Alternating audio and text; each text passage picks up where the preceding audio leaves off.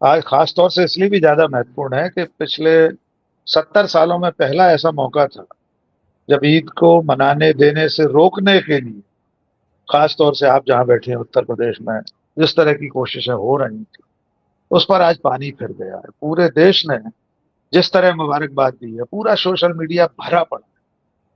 तो मैं ऐसा मानता हूं कि आज का दिन तो भाईचारे का और मोहब्बत की जीत का दिन है। इसलिए जो लोग वो अभियान चला रहे थे कि छत पर नमाज नहीं पढ़ी जा सकती, सड़क पर पढ़ने पर पासपोर्ट रद्द कर दिया जाएगा, उन सबको मुंह तोड़ जवाब इस देश की जनता ने दिया है। तो मैं अहले हिंदुस्तान को सलाम करता हूं और सबको ईद की मुबारकबाद देता हूं। आनंद जी, आपने नरेंद्र मोदी जी के लिए कई विकल्प बताए, लेकिन एक विकल्प उसमें छूट गया है, वो है राष्ट्रपति भवन का। वो भी उनका विकल्प हो सकता है।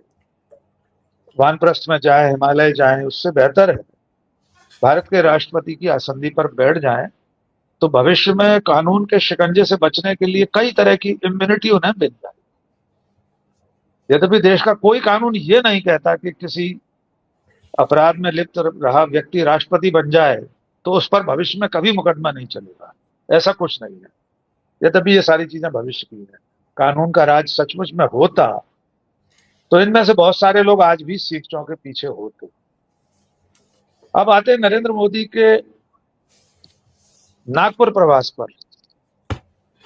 आनंद जी, बड़ी महत्वपूर्ण बात है और बहुत महत्वपूर्ण घटना है। 11 साल में पहली बार नरेंद्र मोदी संघ मुख्यालय पहुंचे हैं। संघ के साधारण स्वयंसेवक से वे राष्ट्रपति प्रधानमंत्री की आसंदी तक 3 बार पहुंचे। इसके बावजूद इन 11 सालों में उन्हें मोहलत नहीं मिली नागपुर में संघ मुख्यालय जाने की। नागपुर में वे गए हैं, सरकारी कार्यक्रमों में गए हैं, लेकिन कभी भी वहां नहीं गए जहां डॉक्टर हेडगेवार और गुरु गोलवलकर की समाधियां हैं। हेडगेवार स्मृति मंदिर कहा जाता है। वहां फूल चढ़ाने में नहीं पहुंच पाए। आप याद करके बताइए, पिछले 11 सालों में नरेंद्र मोदी ने खुद कब कहा है कि वे संघ के स्वयं सेवक हैं? अब उन्होंने किसी भाषण में गोलवालकर को, डॉक्टर हेडगेवार को याद किया है? सावरकर को याद करते हैं, लेकिन डॉक्टर हेडगेवार और गुरु गोलवालकर को कभी याद नहीं करते। भारत के बाहर तो वैसे भी नाम नहीं ले सकते, क्योंकि दुनिया में कहीं भी जाएंगे उन्हें गांधी का ही नाम लेना पड़ेगा। अगर इनमें से किसी महानुभाव का नाम लिया तो दुनिया पहुंचेगी ये कौन लोग हैं, हमने तो कभी नाम ही नहीं सुना इनका। तो ये एक बड़ी समस्या है उनकी। इन 11 सालों में और क्या क्या हो चुका है, इसको भी रेखांकित करना जरूरी है। जब पहली बार मोदी प्रधानमंत्री बने, उसके बाद उन्होंने संघ और केंद्रीय सत्ता के बीच का एक पुल था, उसको ढहा दिया। सबसे पहले उसे ढहाने का काम किया। अटल बिहारी वाजपेयी के समय एक प्रक्रिया थी संघ और सरकार के बीच, प्रधानमंत्री या संघ के सुप्रीमो के बीच, कि संघ की अपेक्षाएं संघ के दूसरे या तीसरे नंबर का पदाधिकारी, सह सर कार्यवाह या सह कार्यवाह, ये लोग, इनमें से कोई एक व्यक्ति प्रधानमंत्री तक पहुंचाता। अटल बिहारी वाजपेयी उसे सुनकर उनकी जो बात होती थी, उनकी जो मंशा होती थी, उस नंबर 2 के जरिए संघ प्रमुख तक पहुंचाता। ये प्रक्रिया लगातार अटल जी जब तक प्रधानमंत्री रहे चलती रही थी। लेकिन नरेंद्र मोदी ने प्रधानमंत्री बनने के बाद इस व्यवस्था को समाप्त कर दिया। उसके बाद व्यवस्था ये हुई कि संघ का नंबर 2 अमित शाह से मिलेगा। आप चूंकि आज हमारा अमित शाह पर ही है पूरा विमर्श, उस पर भी आएंगे बाद में। संघ का नंबर 2 अमित शाह को बताएगा, अमित शाह प्रधानमंत्री को बताएंगे। लौटती डाक से इसी तरह से प्रधानमंत्री की मंशा और अपेक्षा अमित शाह संघ के लोगों को बताएंगे और बाकी आगे काम होगा। नंबर 1 तो ये किया उन्होंने। 2014 में प्रधानमंत्री बनने के बाद सिर्फ एक बार संघ और भाजपा की सत्ता और संगठन की समन्वय समिति की बैठक में प्रधानमंत्री नरेंद्र मोदी और डॉक्टर मोहन भागवत मिले हैं। दिल्ली में चाणक्यपुरी में मध्य प्रदेश भवन में एक बैठक हुई थी, संभवतः जुलाई या सितंबर 2015 में। उस वक्त अरुण जेटली साहब, सुषमा स्वराज, ये सब लोग भी थे। 2 या 3 दिन की उस बैठक में प्रधानमंत्री मौजूद थे, संघ प्रमुख मौजूद। उसके बाद नरेंद्र मोदी ने पलटकर नागपुर की तरफ नहीं देखा। हमारे दर्शक कहेंगे नहीं, मोदी साहब की और मोहन भागवत की तो तमाम तस्वीरें एक साथ बैठे हुए। बिल्कुल हैं तस्वीरें। तस्वीरें हैं औपचारिक कार्यक्रमों की, अयोध्या में श्री राम मंदिर के शिलान्यास भूमि पूजन के अवसर की, या उसके बाद मंदिर के उद्घाटन। वहां भी मोदी जी की आसंदी संघ प्रमुख से ऊंची लगी थी। उनकी जो चौकी लगी थी संघ के सुप्रीमो से ऊंची थी। लेकिन इसके बावजूद उनकी अलग से वहां कोई मुलाकात नहीं हुई। उस वक्त संघ ने ऐसा चाहा था कि प्रधानमंत्री के साथ संघ सर्वे सर्वा की मुलाकात कहीं ग्रीन रूम में हो जाए, वीवीआईपी सर्किट हाउस में हो जाए, लेकिन वो मुलाकात नहीं हुई। पीएमओ ने कोई तवज्जो नहीं दी। एक और तथ्य जान लीजिए, नरेंद्र मोदी का जो ट्विटर हैंडल है, प्रधानमंत्री का ट्विटर हैंडल है, ऐसा कहा जाता है 100 मिलियन फॉलोअर हैं उस पर। नरेंद्र मोदी अपने ट्विटर हैंडल पर तैमूर के नाना जैसे और तमाम अजीबो गरीब नाम वाले ट्विटर हैंडल्स को फॉलो करते हैं। देश का प्रधानमंत्री ऐसे ऐसे ट्विटर हैंडल्स को फॉलो करता है जिनके ट्विटर पर सिवाय नफरत, झूठ, अश्लील गालियों के कुछ नहीं होता। ये मैं क्यों याद दिला रहा हूं?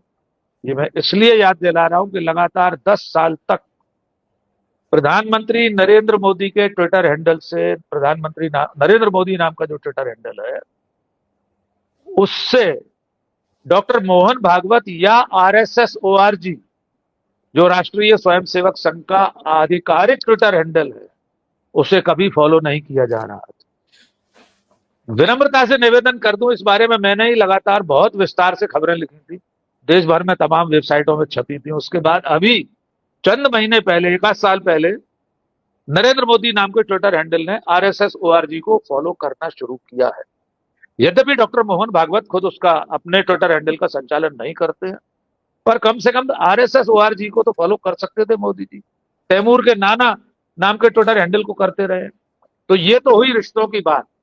डॉक्टर मोहन भागवत और प्रधानमंत्री नरेंद्र मोदी के रिश्ते 10 साल से कैसे थे?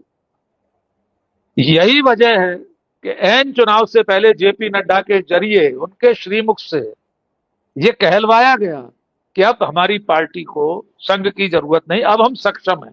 जब हम सक्षम नहीं थे तब हमें संघ की जरूरत। उसका नतीजा यह हुआ कि 400 पार का नारा लगाने वाले नरेंद्र मोदी 240 पर सिमट गए।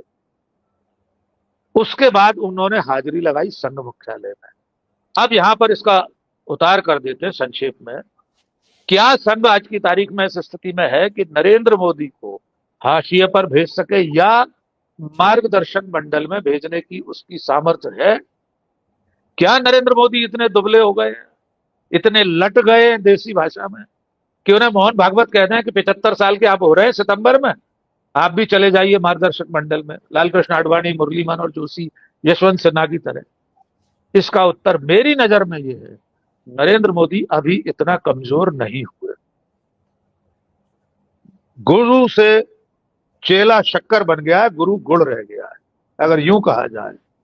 जिस पर आशीर्वाद का हाथ रखा था वो इतना बड़ा हो गया है, उसका कद इतना बड़ा हो गया है कि अब बहुत आसानी से उसके कद को छांटने का काम संघ कर नहीं पा रहा। संघ बेचैन है, संघ के सर्वे सर्वा बेचैन है कि किसी तरह नरेंद्र मोदी को आदम कद किया जाए। वो जो माइटी हिमालयन मैन की उनकी हैसियत बन गई है। इसीलिए संघ प्रमुख पिछले 1 साल में कहते रहे कि कुछ लोगों को भ्रम हो जाता है कि वे दैवी अवतार हैं, वे विश्व रूप बनना चाहते हैं। आखिरी में उन्होंने कहा था विश्व रूप बनना चाहते हैं। ये हमारे आपके लिए नहीं था, ये राहुल गांधी के लिए नहीं था, ये वाक्य नरेंद्र मोदी के लिए था। कल की इस बैठक के बाद अब आपका अंतिम सवाल, अमित शाह, क्या संघ अमित शाह को स्वीकार करेगा? Who is after Narendra Modi में? मेरा अभी मानना यह है कि अगर नरेंद्र मोदी की ताकत इसी तरह बनी रही, कुछ और राज्यों के चुनाव के बाद उनकी ताकत वापस आ गई, तो वे जो अपनी मर्जी चाहेंगे वो चला पाएंगे। अन्यथा आज इस स्थिति में नहीं है। महाराष्ट्र और हरियाणा के चुनाव को जीतने के बाद ताकत उनकी बढ़ी है, लेकिन आज की तारीख में वे अमित शाह को अपना राज मुकुट सौंप कर चले जाए और संघ उसे स्वीकार कर ले, मुझे ये आसान नहीं लगता। जी हाँ, जो लोग त्योहार को लेकर इस तरह की बात कर रहे हैं कि इसमें कोई ईद वाला नहीं है, वे जान लें कि त्योहार सबके साझे हैं। सब मिलजुल कर हमेशा इस देश में मनाते रहे। कभी इससे पहले इस तरह की नफरत देश में नहीं देखी गई। संयोग पहले भी कई बार बने कि होली के दिन जुमा पड़ गया हो या और कोई तीज त्योहार एक साथ आ गए हो, लेकिन जिस तरह की नफरत इस बार देखने को मिली, और खास तौर से सत्ता के संरक्षण, अगर कोई दरोगा, कोई सीओ कोई बात कह रहा है तो मुख्यमंत्री चैनल के प्रोग्राम में तो उसकी हिमायत कर रहे हैं, उसका पक्ष ले रहे हैं। कानून तो ये कहता है उसके खिलाफ कार्रवाई होनी चाहिए थी। या जिसने ये कहा कि पासपोर्ट रद्द कर देंगे सड़क पर नमाज अदा करने पर, उसको भी नौकरी से बर्खास्त करके ऐसे लोगों की मानसिक स्वास्थ्य की पड़ताल होनी चाहिए। जिन लोगों ने ये बयान दिया, कल का दिन उन्होंने देखा नहीं क्या इस देश में? कल नवरात्रि का पहला दिन था। बिल्कुल सर ने ठीक कहा जयनारायण जी ने, सारे त्योहार एक साथ आए कल। कितने शहरों में चल समारोह सड़कों पर निकले। दिल्ली में तो दिल्ली की मुख्यमंत्री सड़क पर समारोह में शामिल थी। पूरे 9 दिन दुर्गा की झांकियां लगेंगी, माता की झांकियां लगती हैं। जब गणेश जी के दिन आएंगे तब गणेश चतुर्थी पर सड़कों पर मूर्ति स्थापित की जाएगी। ऐसा कौन सा तीज त्योहार है सिखों का प्रकाश पर्व, सड़कों पर इतना बड़ा चल समारोह निकलता है, बारातें निकलती हैं शादियों की, उनमें से कितनों के पासपोर्ट आज तक रद्द हो गए, कितनों के ड्राइविंग लाइसेंस समाप्त करवा दिए प्रशासन ने।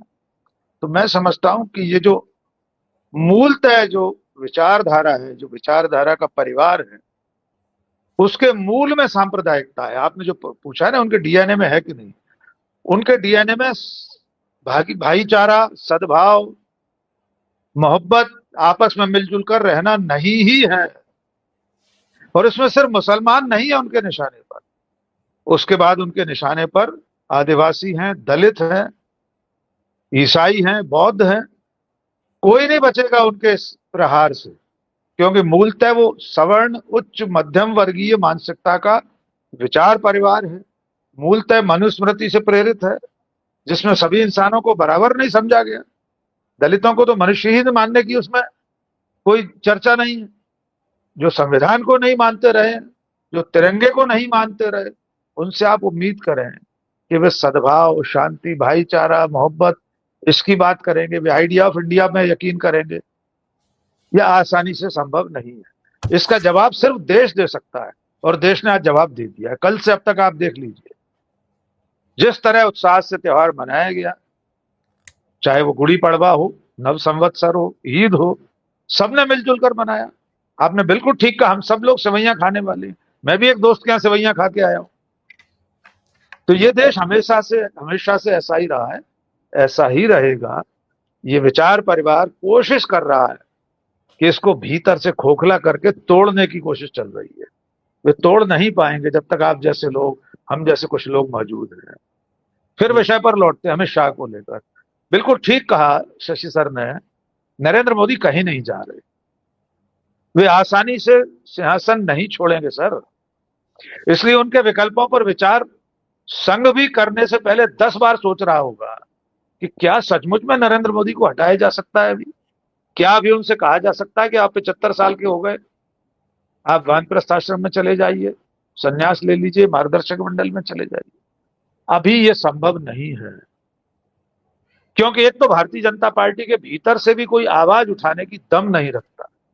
आनंद जी, अगर किसी में सचमुच में साहस होता, मैं कई बार पूछता हूं, एक भी व्यक्ति में, राजनाथ सिंह, नितिन गडकरी, जितने बड़े बड़े पढ़े लिखे लोग, आईएएस आईपीएस रहे हैं, आईएफएस रहे हैं, हरदीप पुरी, अश्विनी वैष्णव, ये पढ़े लिखे लोग अपने नेता की जुबान से इस तरह की भाषा कैसे स्वीकार करते हो?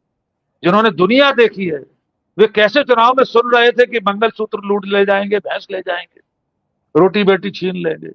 और दूसरी बात, 240 लोगों में से किसी ने आज तक ये क्यों नहीं पूछा कि भारतीय जनता पार्टी के संसदीय दल की बैठक आज तक क्यों नहीं हुई है? आज तक बीजेपी के निर्वाचित सांसदों ने नरेंद्र मोदी को अपना नेता ही नहीं चुना है, वे एनडीए के नेता चुन लिए गए। तो ये सारी चीजें, परंपराएं, नियम, कायदे, कानून मोदी पर लागू नहीं होते। सर ने सही कहा, ये नियम दूसरों के लिए है। 75 साल वाला नियम भी दूसरों के लिए था, नरेंद्र मोदी के लिए नहीं था। इसलिए अभी ये बहस बेमानी है। बहुत आसानी से नरेंद्र मोदी कुर्सी छोड़ने वाले हैं, न बहुत आसानी से उनके उत्तराधिकारी का नाम चयनित हो पाएगा।